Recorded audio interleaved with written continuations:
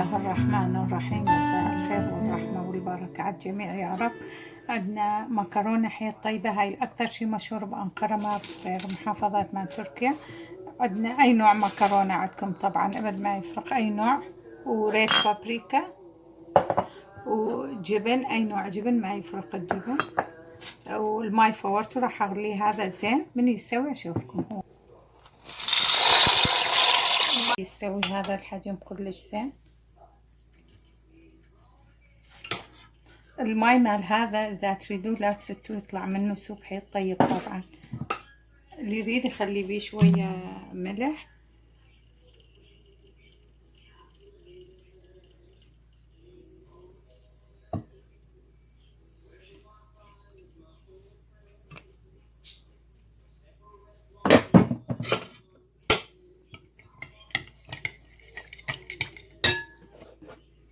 الجبنة اللي تفضلون طبعا.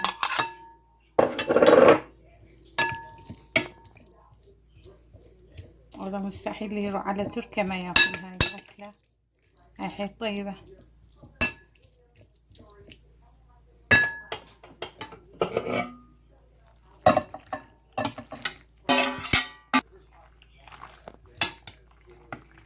إذا تريدون تخلون بشوية نعناع يابس.